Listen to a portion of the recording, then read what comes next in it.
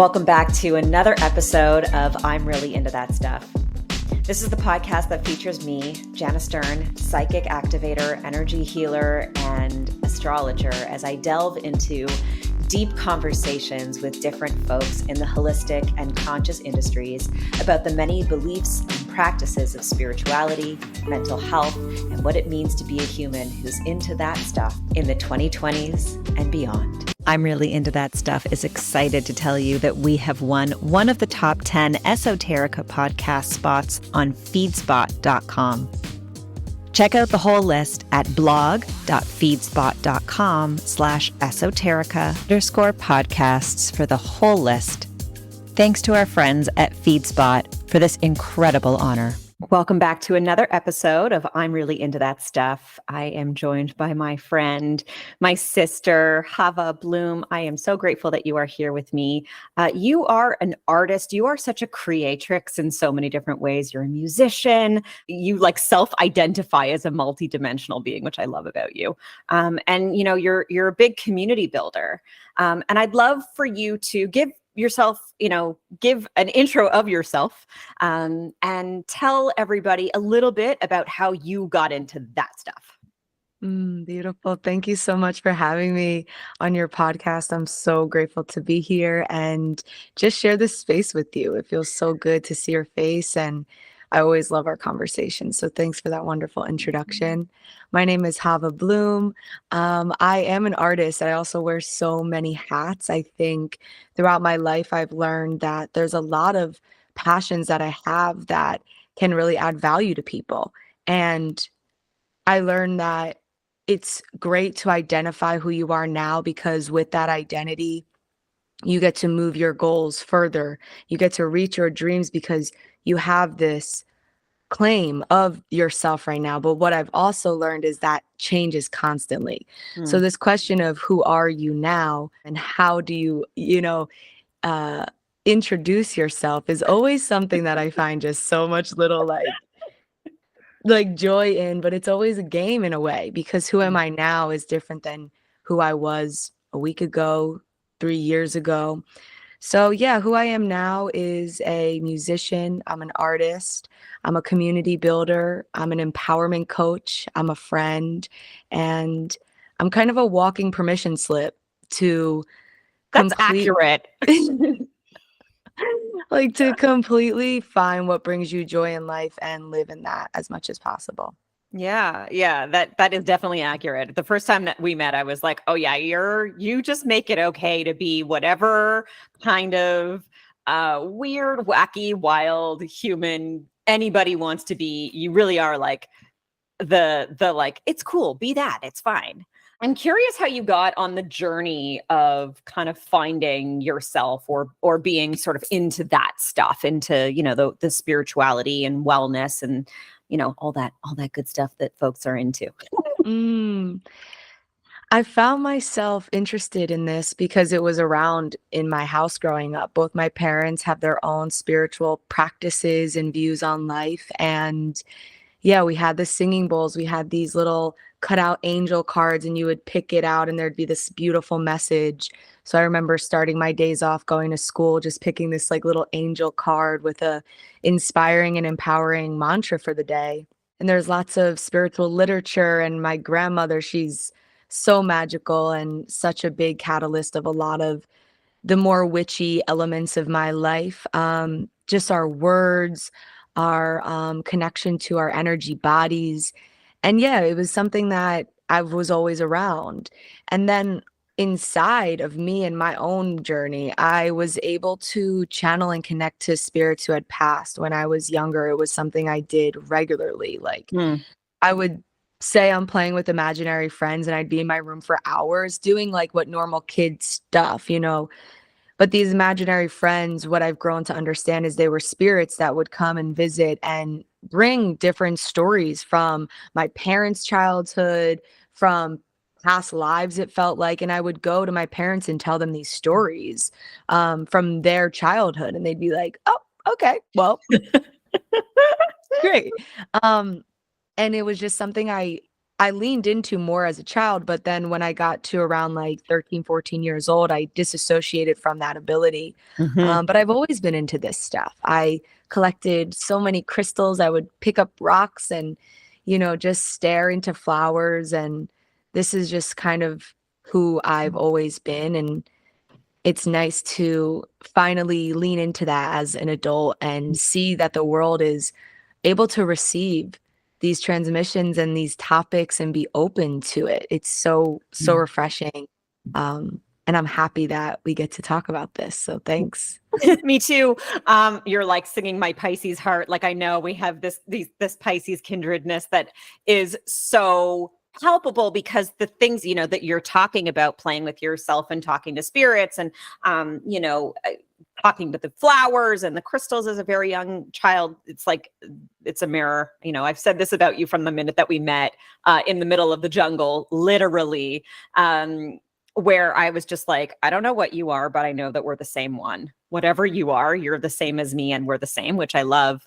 I think that it's really fascinating to be in this time and space because you're quite you're 12 years younger than I am, right? So the way that it's all accepted and allowed to talk about, like, even though you had what I call the forgetting, right? That teenage years of just like, nope, I'm not that. I'm going to be a grown up. I fit into whatever the box is. Look at me in this little box. Isn't it beautiful? I fit there, even though you're just like bursting out and like the light is radiating through all the little cracks and crevices, waiting for you to just like be so much bigger.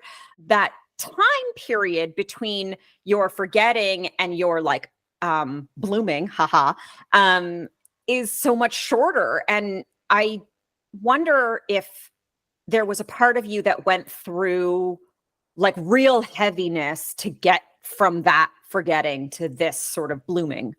Absolutely. I think something as I reflect on my journey of growing into this personhood, there was a lot of heavy plot twists and pivots and yeah, just complete change of scenery and environments in a split growing up. My family was so rich in love and money and material wealth and joy and connection, like really beautiful family to be raised in. And there was also the darkness of addiction and deception and manipulation and, you know, traumatic experiences. And those never seemed to outweigh the joys in my family, but they definitely had its own weight. And over Sure. time, um, that heaviness, because it was going kind of like we weren't discussing it. We weren't really looking at it being like, okay, this isn't really the vibe. How can we be healthier as a unit overall? That heaviness started to get really heavy to the point where it started to put cracks in our foundation as a family. And so, yeah, we, as a unit, I went through a lot of changes in my family dynamic, in my, home growing up, had to move and I was evicted. And we went from this like wealth, rich to really rags. And now rebuilding my own wealth has been such a wonderful and exciting journey. But yeah, the heaviness and those moments of darkness when it's really me, myself, and I had to turn inward to find that light, that guide that I was looking for outside of me. At times as a kid or a teenager, you want someone to just come in and save you and tell you, it's okay. You got this. Let me show you the way. This Yeah. is the path to your success. This is the path to your happiness, the path to your love. Let me show you. And sometimes I found myself waiting for that, but that would just keep me more in the dark. So then I decided to actually look in the dark and open my eyes and face that fear. And I realized I was the light I had been looking for. And that guide was always in me, the wisdom, the truth. Um, and those heavy moments allowed me to deepen that connection with my own internal wisdom and this like guide within me. So I always say, like, I find joy even in the darkest moments because it truly directs me to a part of me that needs to be found. So, Yeah. yeah. That's so beautiful. That's really beautifully said. I think that, one of the interesting things in any journey is that you do end up at that same conclusion. Anybody on the path to self or on the path of the soul or evolution, consciousness, whatever, spirituality, whatever you want to call it, like the result, the solution is the same one over and over and over again. And it's that like you really have all of the answers inside of you. And the more that you seek them outside, the less that you're actually going to feel fulfilled.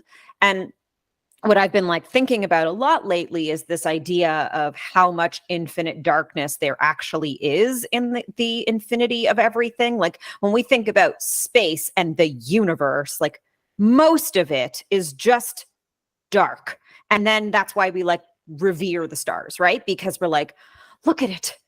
And then there's, for me, a big part of this podcast and also my life is about really touching in with all of the people that feel like stars to me. They feel like these bright lights that are here on this planet, just like radiating love and goodness.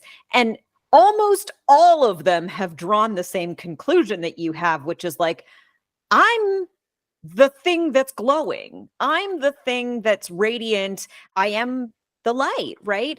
And so, I know that you've been chatting a lot to clients and friends lately about like the idea of a soul print. And I'd love for you to chat a little bit more about what that means and kind of how you help people to get there. Beautiful. Thank you. Yeah. So for me, I use the phrase empower your essence. And to me, an essence is our soul print. It's that who are we to our core, beyond the stories, beyond the identities that can sometimes be fleeting. Like, who is that? And what is that? How do we feel when we are that being in our fullness? And to me, a soul print also allows us to celebrate our uniqueness. And I think in a world where we celebrate, who could be more special, who can be bigger and better and brighter, it's like, how can we change that narrative to how can we see ourselves in our bright light, in our wildly free self? And a way that I get there and get to know that version of me is really creating more space for me to tap into things that I enjoy. And I often find if I think about what brought me joy as a child or even as a teenager, doing some of those smaller things, like it could be coloring in a book, it can be making a flower bouquet, just taking a long walk on the beach without your cell phone, maybe no audio other than Mother Nature's rhythm. These little things have allowed me to access the bigger realizations of what my soul print is and what my unique gifts are. So yeah, it's almost like start local and have an impact on your local communities, and that will ripple out to a global impact. And it's kind of, I feel the same within myself. It's like start local, start with the heart, what makes you feel warm and held and loved. And then that will ripple out to your whole being, your whole soul. It's beautiful. I'm ready to continue that ride. And I think the more we each take sovereignty and responsibility in identifying our soul print and our essence, we become a much more clear mirror for all of those who cross our paths. And the empowerment comes from we all get to be permission slips for each other. So the more we can really reflect our own truth and our fullness, people see that and people want that. Everyone wants to belong in their body, in this world, in communities. And we sometimes forget how simple that can really be. First, we have to belong in our own bodies. So yeah, it's such a tricky thing. We're so socialized and systemized. Like there's so many parts of the system that say like, actually your body is not all that safe and you probably shouldn't like it at all. And here are like a gazillion reasons why, from your pores to your hips to your, funky, weird toe. There's 1,000 reasons that you shouldn't like yourself. And it's really hard to deprogram that. But also, I have found that when you start on the journey of doing that on purpose, you start to really tune in, like you said, to those localized things, to those really teeny tiny little things that when I was younger, I would say, like, I could literally tune into the teeniest little frequency of those voices and be like, I'm going to just turn down the volume on that. I don't like that. And I think that the more you sort of are and have permission slip people around you, the more that you're like reminded, like it's really hard to hate yourself when you're around somebody who lets you see how lovable you are, right? And a lot of people want to like push that away, and others will pull it in close. And as a permission slipper, I guess you can have that one. As a permission slipper, you can really start to discern, oh, this person, is maybe taking too much, or they're rejecting, or they're somewhere in the middle of those things. And here's how it feels for me. And can I give myself even more permission to be this, permission slipper, right? Absolutely. I love that permission slipper. That's a vibe. So what are you? I'm a permission slipper. That's right. Starts a good conversation, that's for sure. Totally. Yeah, but I completely agree with that. Absolutely. I know that one of the big things that you do in terms of empowering others to really, kind of be that self, that authentic, real version of themselves, the part that isn't contained. I know that a big part of that for you is through like the voice, and through vocal expression, and really like sort of speaking your truth, and also using your vocals for more than just that. And I'd love for you to kind of touch on that just a little bit. Thank you. Yes, I find great power in my voice, and that's been one of my biggest lessons I've had to learn in this Well, I life. will say also before you go on that your voice is pretty fucking powerful. Thank you. There's also that, Listen. but do go on. Thank you so much. I think one of the biggest lessons I've learned in this life so far is the power of my voice. And this instrument that is in me is allowing me to not only communicate through words, but also through a frequency that is literally like resonating through my whole body and then out to you. And there's so much in our world and in my world where it was like, you're too loud, or don't say that, or wait for your turn, raise your hand, or this is what we want you to say. And more in like school systems and structures. And I was a leader in different organizations and sports teams. And although I was a leader, there was always something, a template to follow, a rubric to check off, For sure. and it becomes, okay, well, how much can I trust my own voice and my expression of that without all these boxes to check off? What if there are no boxes to check off other than express your voice fully and honestly with, an awareness too? I always make sure I go through this checklist before I speak on things to really tune in with myself. Is this my truth? And to discern that, I ask myself, am I saying it out of love? Do I mean what I say? And can I back it up? Those are the 3 boxes I now check off. That's my rubric of truth.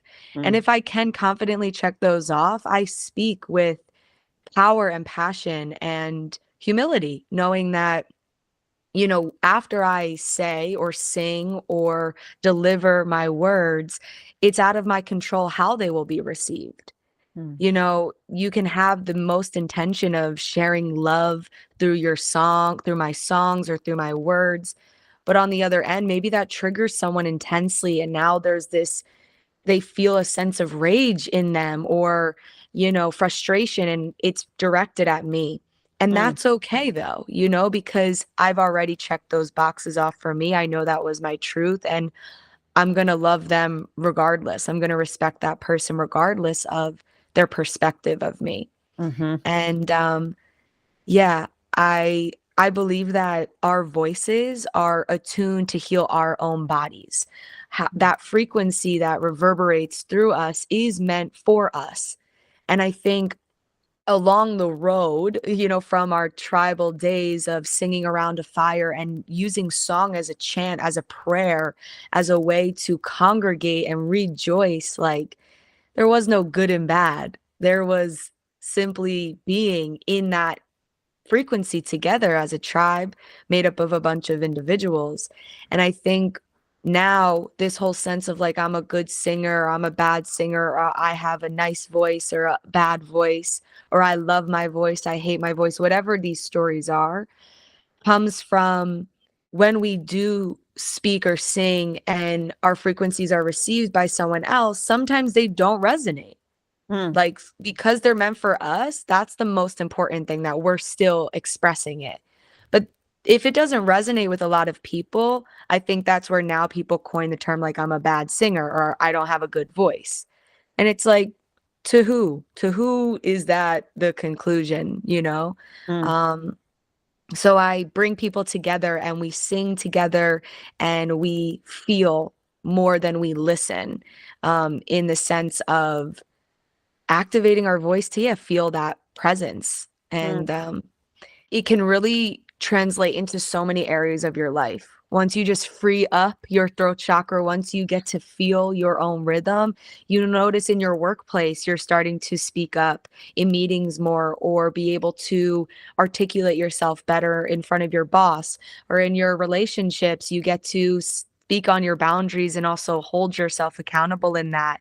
In your family, you get to even just share words of admiration that might have been hard to acknowledge. There's so many beautiful ways that your voice can be utilized. So, yeah, I love that. I love that mhm. so much. I think the idea that your own voice is meant to reverberate in your own ears and heal something, like that's, it's part of why so many people love to sing in the shower, because there's nobody judging you there. And you're like, oh, the acoustics in this spot. Right? But I think that there's something really, really, really potent in that, because a lot of times, many of us don't know how to use our voices, yeah, to say the loving thing. We're trained to say things that are defensive. And, if you have it in your head, I'm not a good blank singer, orator, speaker, I'm not good at, whatever, then that ripples, right? Anything that you think you're not good at, whatever self-deprecating thought you're holding, belief system that you're holding, gonna show up in another kind of way in your life. And so I love the idea that your voice can actually help you to like really resonate on a frequency level with yourself, to move through the parts of you that are sometimes hard to hear, right? Like, it can really bring up stuff. Yeah, 100%.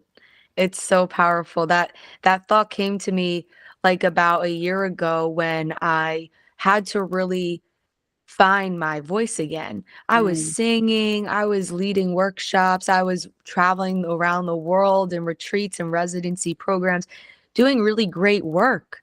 But there was still a part of my voice that I was silencing or had just completely ignored. And mm, that also broke my trust with myself. So now, even when I wanted to speak, I didn't trust that what I was going to say was going to be my truth. And that's where then I found those check boxes that helped me to build that trust, that confidence to speak, to hear my own frequency and liberate myself through my own instrument, my tool that is in me, the voice. And yeah, it's sometimes in those moments of like, holding yourself back.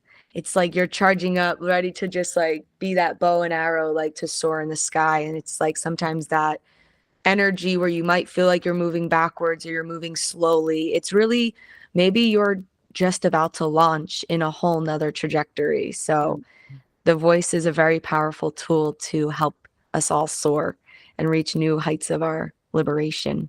Yeah, and I think it's an interesting analogy too, because, if everything is operating on a frequency, an arrow sort of shooting straight is also being propelled by a lot of frequency, right? And so it's hard in those moments, I know, for most people, when we're kind of down on ourselves or having a moment of slowness or I want to say like falling behind with my air quotes for those who are hearing this on the audio, that feeling really is backed by so much energy that we don't know or see or necessarily even tap into. But that frequency that is building in the pullback, there's the tautness of the bow is the thing that actually is going to propel you forwards. How stiff is it? How firm is it? And then all of the energy gets sort of charged into that and pushes you further, and more directly to the goal. So I love that. I really do. Yeah, that was beautiful. I love the way you were able to articulate that and bring that through. I really followed that imagery. That was fun. I like became the arrow for a moment there. The other thing that you said that really, really like hit, because it's true for me too. Once again, my favorite people are my mirrors, and my mirrors are my favorite people. You were talking earlier about, being this sort of intrinsic leader with a powerful voice and a powerful presence, who was often just like, but yeah, share your voice in this way, at this time, within these boundaries, in this tone, at this intersection of things that work for us. And like, if anybody knows me, that's kind of my life story. It really has been. It's, I'm a, much like you, a petite little person with a lot of personality. And especially being born into a female body with a very feminine presence physically, the energy has always been like, but softer and kinder, and and a little watch your, from when I was very, very young. I remember I had a camp counselor who used to say to me every single time I opened my mouth and spoke in a way she did not approve of. I was probably like 11 or 10. She would say to me, Jana, tone. And the irony of it was that she started to use this like disgusting tone with me. And, for those who know and love me, I have a particular tone of voice that I cannot hear. It is ugly and mean and harsh, and I just don't hear it. It's just not there for me to tap into until somebody says something like, Jana, tone.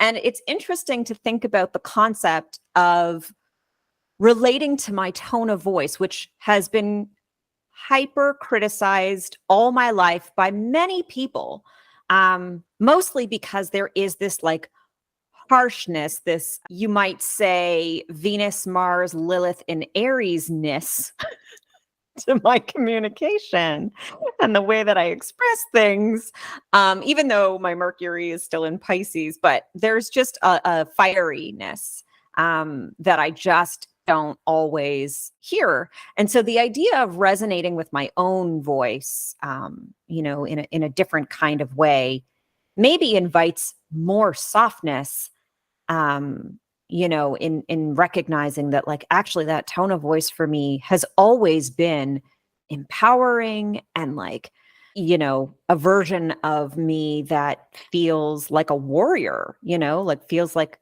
a empowered woman, even as a small child. Right. And so, yeah, it's just an interesting thing for me to kind of sit with. So I appreciate the reflection.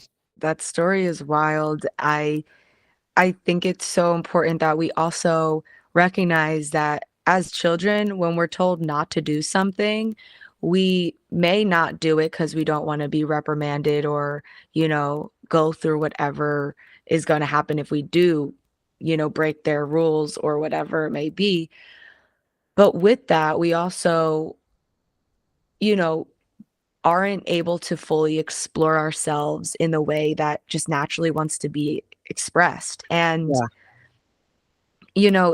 like you had just said, when you'll speak, sometimes your tone is received by people in these different ways or resonates with them in these different ways. And it's interesting because, like, I'm curious if you feel like when you receive those reflections, is your intention to come off with like a stern, like Yeah.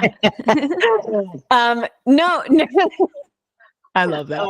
right? But, like, you know what I mean? Like, Mm. is your intention to be mean? Is your intention to be Never, harsh? never, never. No, 10 times out of 10, the intention is to usually stand for myself, defend myself, or, be a stand for something that's bigger than me, or to set a boundary. And which I guess is the same thing, right? And so, Yeah.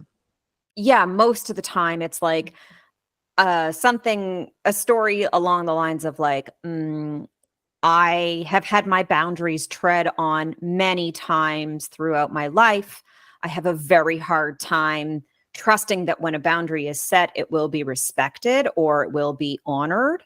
And so my default is no trust at all, enforce the boundary with force, and then they'll know you're serious. Right.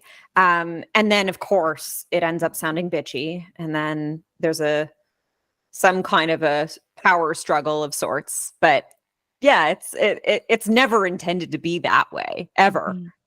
even though it's Yeah, often that way.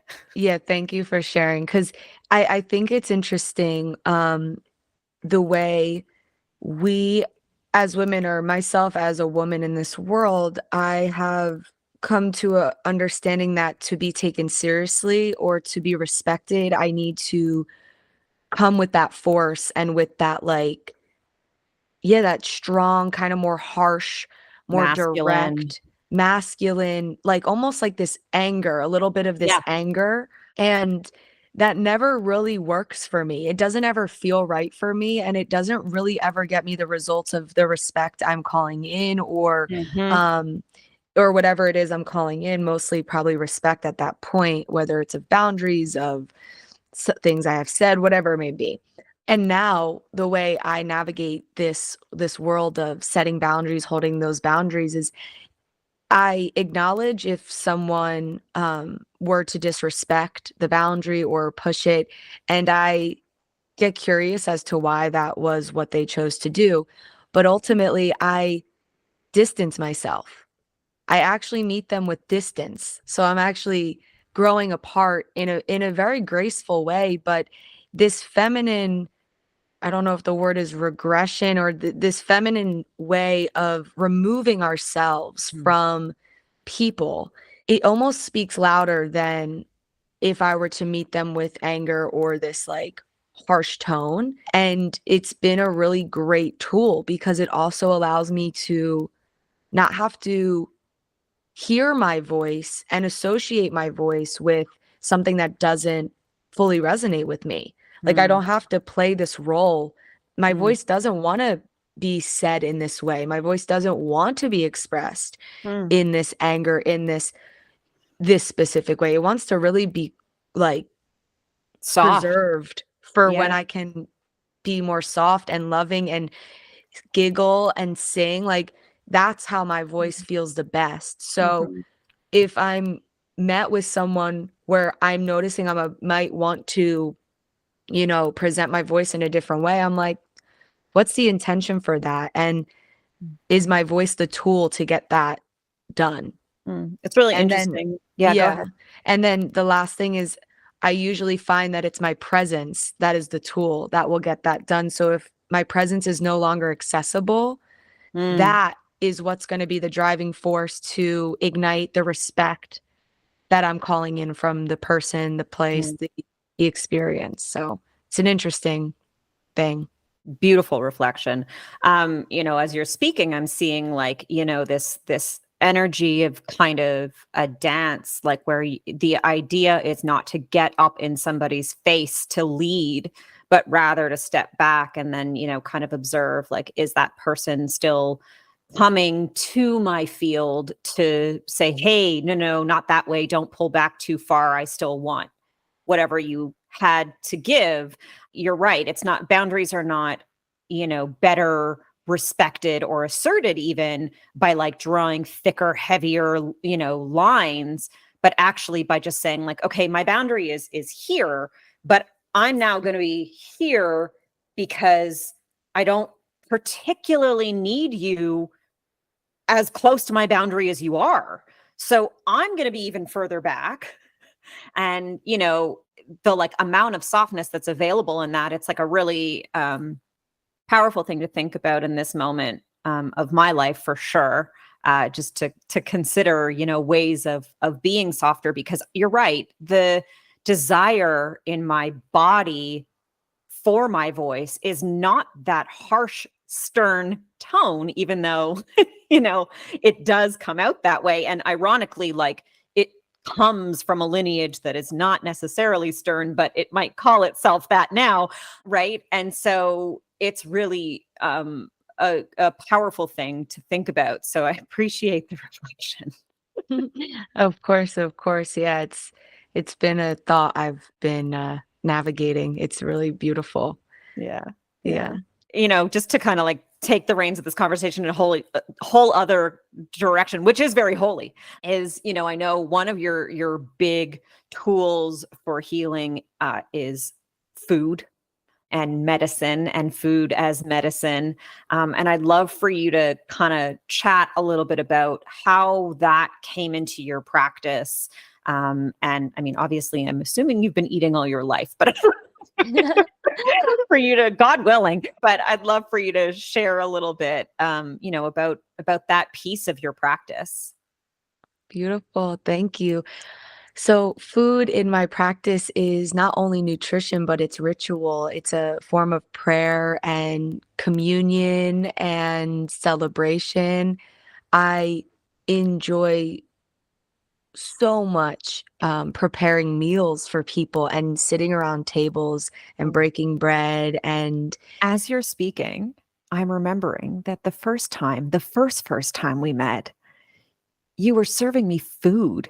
mm, We were at a fire like circle in Costa Rica, and you had prepared cold rolls and they were delicious. yeah. God Oh my bless your food. gosh, yes. That is so sweet.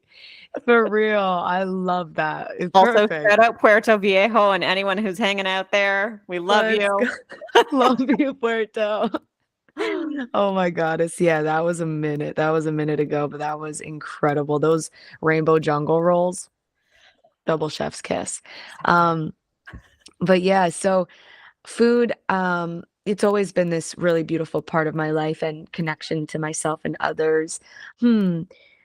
I'll say that traveling, actually, on the topic of Costa Rica and the experience I had living there for 10 weeks, I was off the grid in this jungle community where 90% of my plates were always filled with food that was grown on the land I was living on. And this gave me a whole new perspective of food and food sovereignty and the importance of knowing where our food is coming from because it is medicine. It Oh, is the original medicine for our bodies and our minds and our spirit and our true, like in a spiritual practice, our connection to our land, the mm, land we're on. And so, yeah, coming now being in LA and coming to this city, it's very interesting because I go on these things I call essence walks where I walk around my neighborhood and I identify like different flowers and herbs that are growing in trees. mm, And in Venice, there is so an abundance. There is an abundance of fruits and vegetables and these edible flowers and herbs and medicine all around. And I was so mm. pleasantly surprised. I mean, I have two different types of sage where I'll dry them and use them to sometimes cook with or use them as a smudge. There's an avocado tree. My neighbor has chickens with fresh eggs and a lemon tree.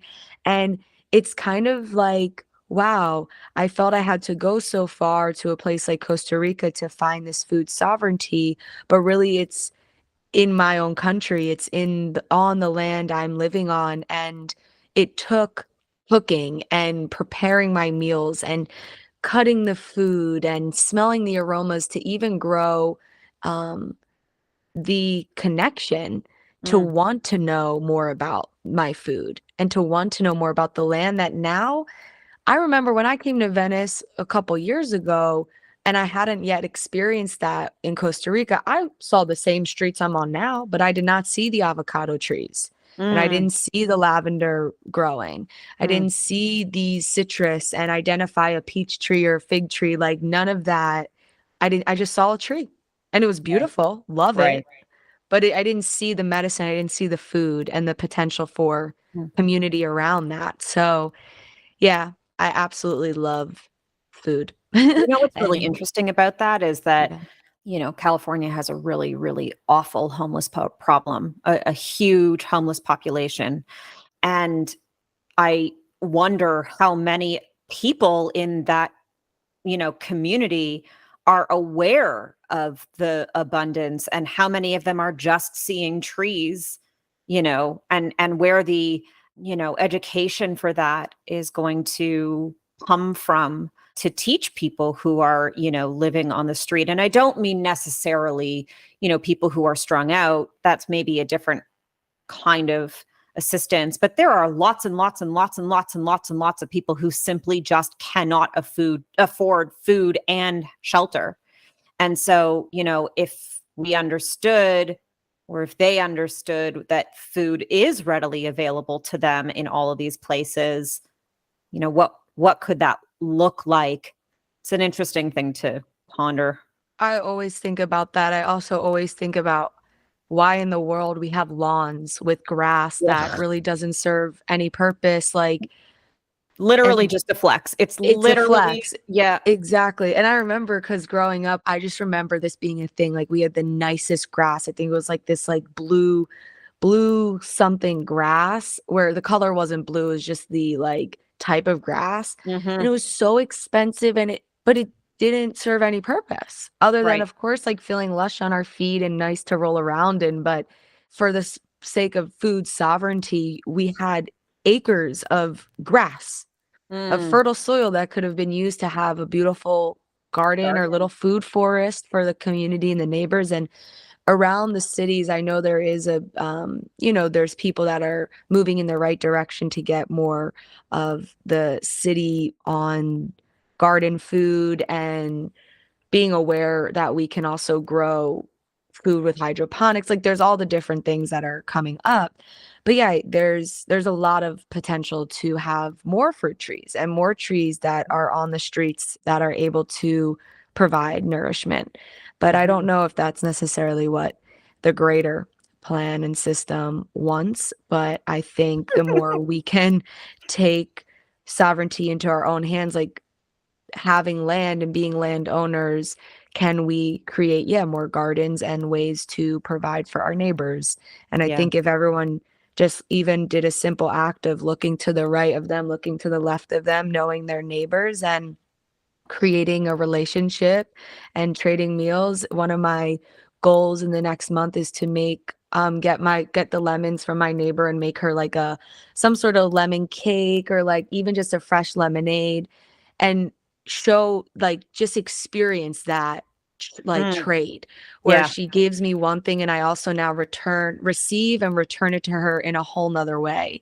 Yeah. And yeah, and I think if we all did that with our neighbors, like that is again that local impact that will ripple out globally. So it Mm. can sometimes seem overwhelming. How can we, fix these bigger issues? But it's really how can we fix the smaller issues right in front of us? Sure. And like, I suppose that there's also an element of that where there's an opportunity, and this is true always, right? Where there's an opportunity when you do create something for someone else out of that love and kindness, is there, you know, something in you also that can spread it further. So, you make her a lemon cake and also you make one and it goes to a family that needs food on their table, because there are just so many people across North America who are just so unbelievably hungry. And it's mostly because we're told, well, yeah, if you can't buy it at the grocery store, you can't have it, right? Because we need to be reliant, according to them, Mhm. on them to eat. But meanwhile, I read a statistic not long ago about how like we eat 40 different types of plants that are available in the grocery stores, but there's something like 20,000 plants that are consumable on our planet. So, do with that what you will, internet listeners. So it's really a fascinating thing to Mm, think about. it is. And Yeah. it really also comes down to we can talk about food, we can talk about our voice, we could talk about other spiritual practices, we could talk about crystals, we could talk about anything. And it all comes back to knowing that what we know and what we believe, there's that much more to discover. Mm, And like for the 40 vegetables and foods we're used to eating in a grocery store, for there to be 20,000 on planet Earth, it kind of works the same. For us to know 40 tools that serve us in our mental health or in our love life or our interpersonal relationships, there's 20,000 more tools to be discovered. mm. And it's really exciting when we can have that perspective. Totally. That's like such a beautiful place to kind of wrap this beautiful conversation, because you're right, my journey of that stuff has been that every time I open one door, it leads to 70 more doors. So the possibility that there are, thousands and thousands and thousands more portals that I haven't even begun to dig into yet, is really exciting, and just, like something that gives me hope for the future, because there is a potential future where we are educating ourselves, each other, and our children about all of the different things that are available to us on this planet in abundance, because we're here. So thank you so much for being such a beautiful reflection. I am so grateful that you were able to join me. Can you please tell people where they can find you and ways that they can support you and your business and all of the things that you're growing now? Yes, thank you. Again, my name is Hava Bloom. You can find me on Instagram and TikTok at Hava Bloom, HAVABLOOM. And I'm also releasing a new single called Be Free. It will be on all streaming platforms dropping June 30th. And right now, the best way you can support me is paying attention to my art. And luckily, that comes at the cost of your attention. No money involved. I just want your love and your eyes on my art and your ears to receive the transmission from my music right now. So if you're on Spotify or Apple Music, you can also look up Hava, and that is where you'll find all my latest tracks. So thank you so much. And I will also sprinkle, if you're interested in listening to my podcast, it's called Super Bloom, and that's on all the platforms for podcasts as well. So thank you so much. I love it. I love it. You Yeah. definitely have all of my love, sweetheart. Thank you so much for being here with me. And to all of the listeners, thank you so much for listening to another episode of I'm Really Into That Stuff. We will catch you in the next episode. Thanks for listening to another episode of I'm Really Into That Stuff. You can follow along with us on Instagram at I'm Really Into That Stuff, or on Twitter at That Stuff Pod. And be sure to rate, review, and subscribe to this podcast. If this episode resonated with you and something that you're really into, share it with someone you love. Sending you strength, peace, love, and light until our next episode.